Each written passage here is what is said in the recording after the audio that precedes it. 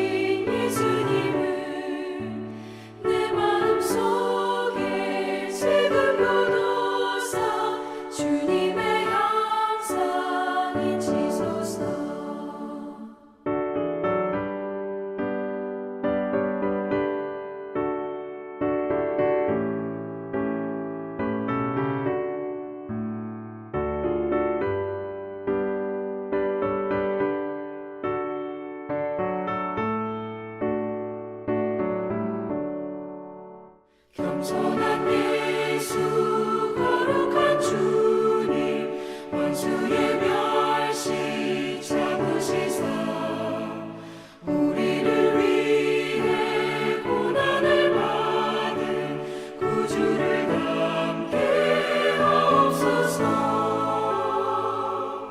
예수님 닮기 내가 원하네. 날 구원하신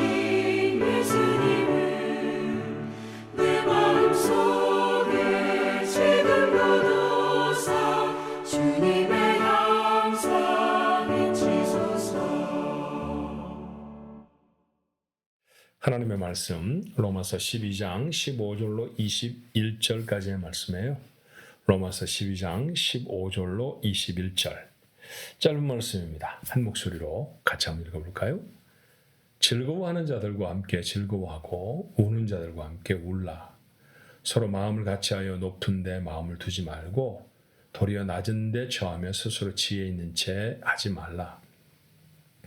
아무에게도 악을 악으로 갚지 말고 모든 사람 앞에서 선한 일을 도모하라.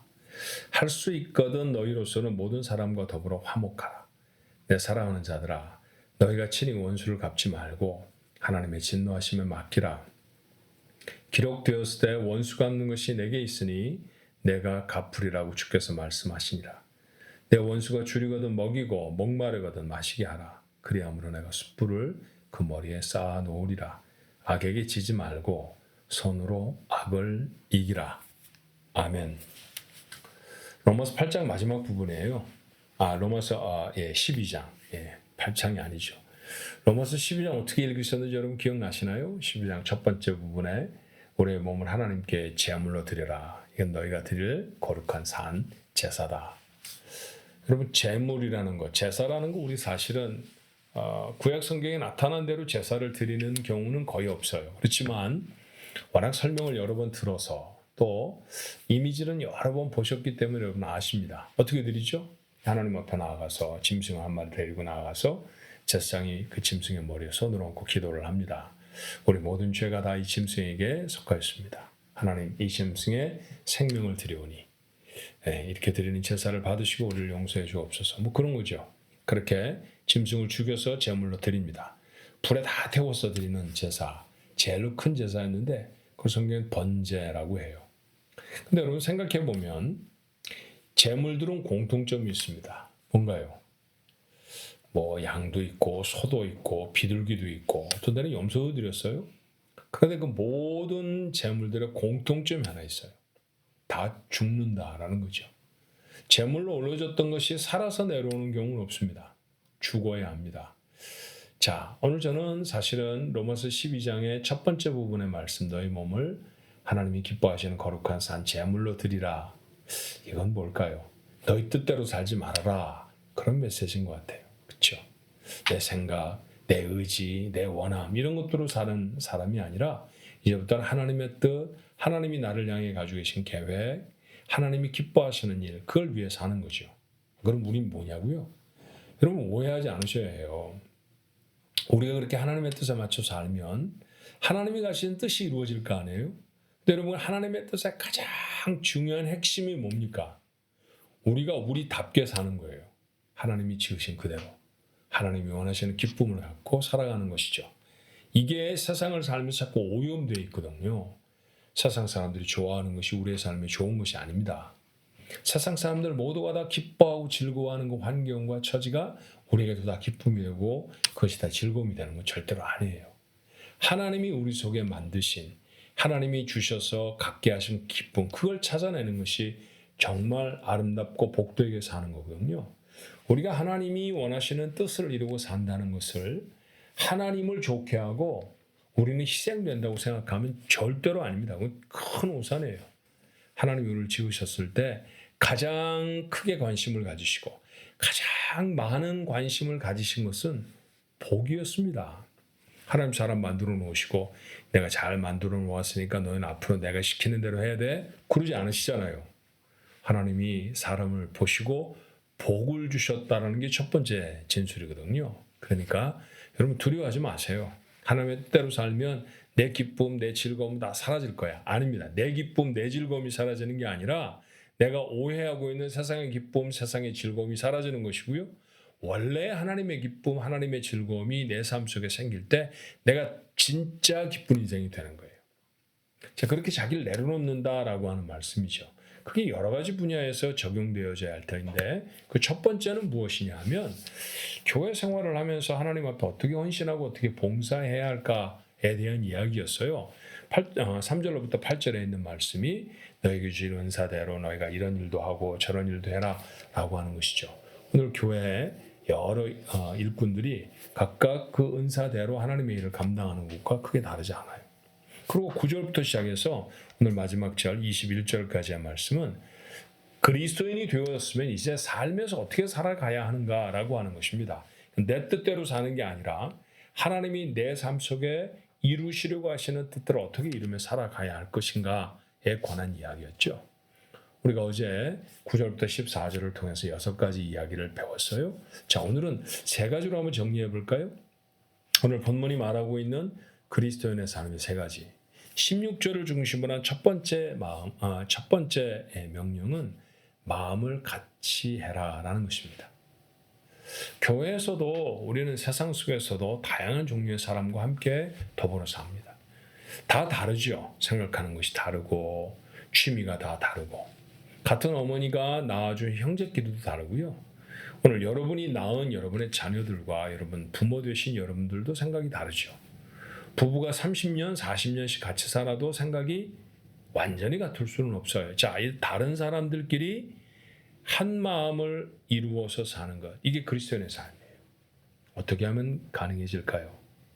자, 겸손이라고 말합니다. 16절의 말씀에 그랬죠. 서로 마음을 같이하여 높은 데 마음을 두지 말고, 마음을 높은 데 둔다라고 하는 걸 교만이라고 하잖아요.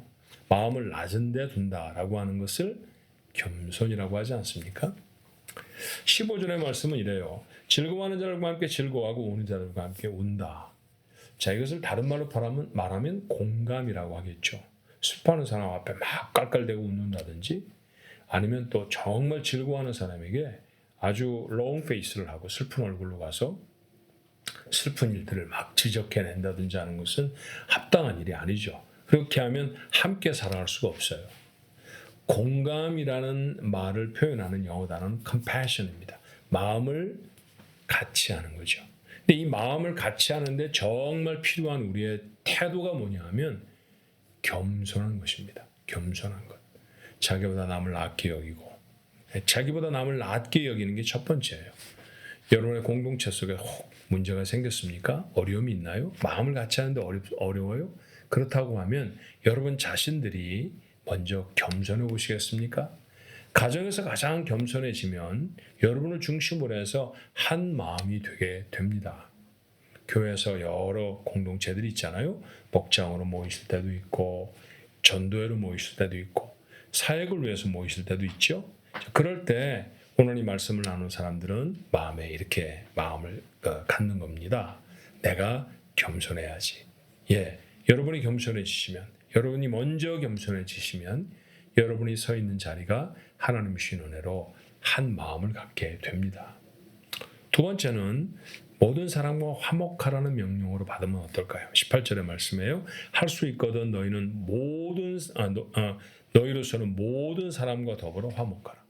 교회 안에 들어와 있는 사람들, 교회 바깥에 있는 사람 할 것 없이 다 화목하라는 것이에요. 다시 질문해 봅니다. 어떻게 그렇게 화목할 수 있을까요? 자, 17절의 말씀이죠.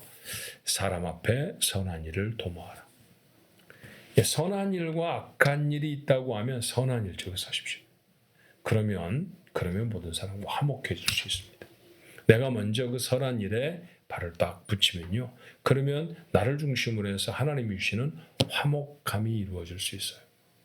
교회에서도 가정에서도 여러분의 직장에서도 여러분의 이웃이나 세상에서 만나는 어떤 관계에서도 그리하실 수 있었으면 좋겠습니다. 마지막 세 번째로 19절에 있는 말씀처럼 원수 갚는 것을 주께 맡기는 것이죠. 이건 굉장히 어려운 말씀이에요. 내 사랑하는 자들아, 너희가 친히 원수를 갚지 말고 하나님의 진노하심에 맡기라. 기록되었을 때, 구약 성경에 기록되어 있는 말씀이라 그런 얘기잖아요. 원수 갚는 것이 내게 있으니 내가 갚으리라고 주께서 말씀하셨다 했습니다. 신명기 32장 35절의 말씀에 조금 확장된 버전의 그런 레퍼런스예요. 그 참고서 그 규절입니다. 자, 그렇게 이 말씀들을 구약 성경으로부터 꺼내서 하나님이 이렇게 말씀하셨다라고 그들에게 가르쳐 줍니다. 히브리서에도 같은 말씀이 있어요. 10장 30절에 원수가 없는 것이 하나님께 있다. 그럼 우리가 원수 갚으면 안 됩니다. 우리가 원수를 갚겠다라고 하는 말은, 우리가 복수하겠다라는 말은 그건 하나님이 하시는 일을 가로치겠다는 얘기니까 대단히 큰 잘못이에요. 그래서는 안 됩니다. 생각해 봤어요. 어려운 일을 당하면 그러고 싶잖아요. 복잡한 데까지 갈 거 없이 가령 예컨대 이런 얘기 해보십시다. 저만 그랬는지는 몰라도 여러분도 그런 경험 한두 번쯤 있을 것 같은데, 자동차 타고 막 이렇게 가면요, 어떤 사람이 굉장히 어그레시브하게 제 앞으로 이렇게 끼어든다든지, 아니면 뭐 뒤에서 막 경적을 빵빵빵빵 한다든지 그럴 때가 있죠. 그럼 화가 나잖아요. 그러면 단박에 내 속에 드는 마음이 어떤 겁니까?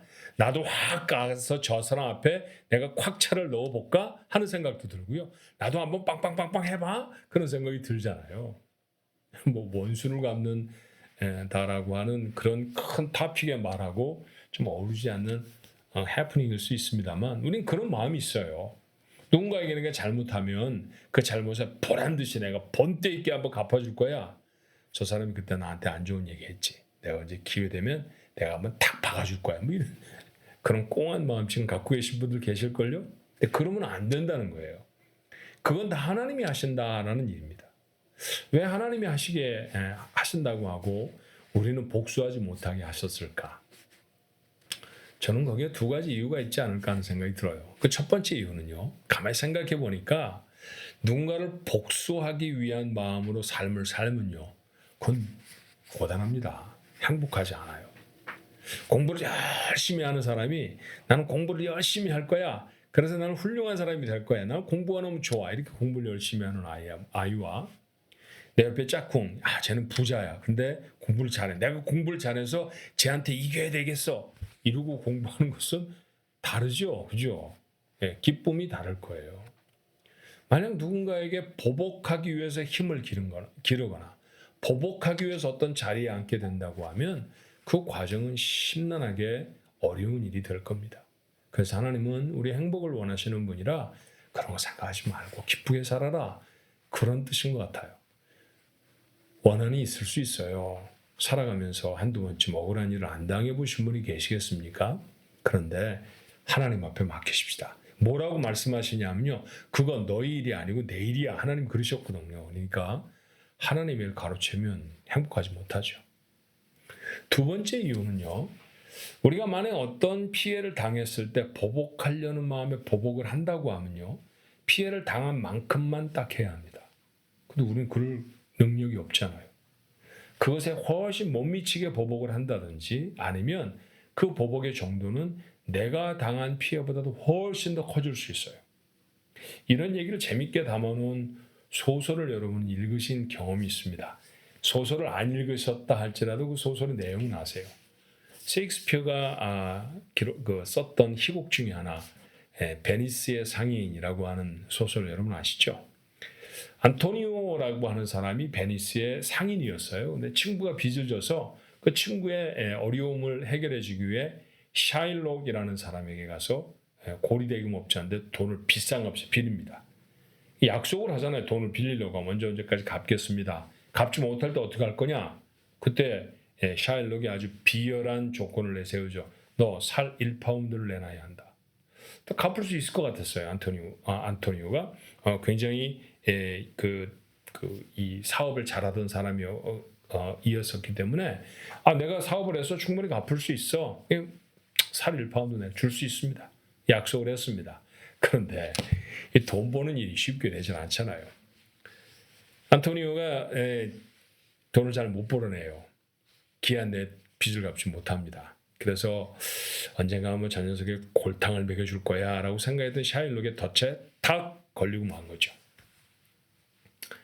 돈을 못 갚았으니까 너희가 약속한 대로 도장을 찍은 대로 너 살 1파운드를 내놔야 한다. 사람 몸에서 살을 1파운드를 잘라낸다는 것은요, 생명에 지장이 있는 일이고요. 그리고 1파운드의 살을 잘라낸다는 것은 얼마나 고통스러운 일이겠어요? 재판장도 어쩔 수가 없습니다. 왜냐하면 계약서에 그렇게 써져 있거든요. 그러니까 살 1파운드를 내놓아야 할 지경에 이르렀습니다. 그때 놀라운 사람이 하나 등장을 해요. 샤일록의 딸이고 딸이기도 했던 여인이었는데 아주 지혜로운 여인이죠. 아버지가 그렇게 고리대금업을 한다는 게 마땅치 않았고 옳은이라고 생각을 안 했습니다. 그래서 남자로 치장을 하고 그 재판정에 변호사로 딱 섭니다. 그러니까 포사라고 하는 이름의 샤일록의 딸이 이렇게 멋지게 변호를 해내죠. 아시죠? 맞습니다. 계약을 했으면 살 1파운드를 내놔야죠. 안토니오는 살 1파운드를 내놓으십시오. 샤일록은 살 1파운드를 가져가십시오. 하지만 피는 한 방울도 흘리지 말아야 합니다. 왜냐하면 피를 흘려도 된다는 조건은 없기 때문입니다. 살만 1파운드를 가져가야 합니다. 그리고 생각해 보세요. 어떤 사람이 모여서 살만 1파운드를 피 한 방울 흘리지 않고 덜어낼 수 있는 방법이 있을까요? 없습니다. 결국은 샤일록은 그 재판에 지고 말았죠. 이게 무엇을 우리에게 말하는 걸까요? 우리가 누군가에게 원수를 갚으려고 하면 이런 모습이 될 수 있다는 거죠. 아마도 셰익스피어는 성경의 말씀을 이렇게 번역해 놓은 게 아닌가 하는 생각이 들어요. 그러니까 여러분, 원수를 갚으려고 억울한 일을 당한 것을 내가 되갚아 줄 것이다 라고 생각하지 마십시오. 내가 당한 만큼 돌려줄 수도 없고요. 내가 잘못하면 훨씬 더 큰 죄를 지을 수도 있으며 더 나아가서 그건 하나님이 하신다고 했습니다. 만약 누군가가 내가 잘못했다고 하면 우리는 선을 베풀어 내십시다. 그러면 하나님이 응당 맞춤한 정의는 하나님이 구현해 내실 것입니다. 이런 믿음으로 살아가는 것, 그것이 바로 그리스도인의 삶이라는 것이죠. 자, 오늘 어떤 덕목들을 배우셨나요? 마음을 같이해 사는 것. 마음을 같이하게 하지 못하는 도전들이 우리의 삶에 있습니다. 화목을 방해하는 것도 있죠. 그리고 보복하고 싶도록 내 마음속에 분노를 일으키게 하기도 합니다. 오늘 이건 무엇라고 표현할 수 있을까요? 악의 도전이죠. 그래서 바울은 오늘 본문을 이렇게 마칩니다. 21절이죠. 악에게 지지 말고 선으로 악을 이기라. 사랑하는 성도 여러분, 악에게 지지 말고 선으로 악을 이기십시오. 오늘도 그렇게 승리하는 하루가 되시기를 주님의 이름으로 축원합니다. 기도하겠습니다. 하나님, 그리스도인이 되었다고 하면서도 그리스도인의 삶으로 살아가지 못했던 저희들의 모습을 용서하여 주옵소서. 하나님 앞에 우리의 삶을 내려놓습니다. 오늘 바울이 우리에게 전한 말처럼 정말 우리가 하나님이 원하시는 모습으로 살아갈 수 있게 아버지 도와주시옵시기를 간절히 원하고 기도합니다. 하나님, 마음을 같이 하는 것이 가족 간에도 교회 공동체 속에도 힘듭니다. 하지만 이 일을 감당할 수 있도록 저희와 함께 해주옵소서. 아버지 하나님, 모든 사람과 화목한다는 건 정말 어려운 일이겠으나 그러나 우리가 정말 선의 자리에 늘 서려고 하면 조금씩 더 그 화목의 범위가 넓혀질 것입니다. 살아가다 보면 때때로 억울한 일도 당하고 속상한 일도 당하죠. 그래서 언젠가 되갚아주고 싶은 그런 마음이 머리를 들기도 합니다. 그렇지만 하나님, 그건 우리 분량의 삶이 아니라고 말씀하셨습니다. 하나님이 하실 것이라는 믿음을 갖고 하나님 앞에 맡기고 우리는 기회가 되는 대로 그들을 위해 도리어 기도하며 선을 행하며 하나님이 원하시는 축복을 빌어낼 수 있는 저희 모두가 되어지도록 도와주옵소서. 오늘 한 날도 이렇게 그리스도인으로 살아가기를 원합니다. 하나님이 인정하실 하루, 하나님이 기뻐하시는 삶 저희가 되게 축복하옵소서. 예수님의 이름으로 기도하옵나이다. 아멘.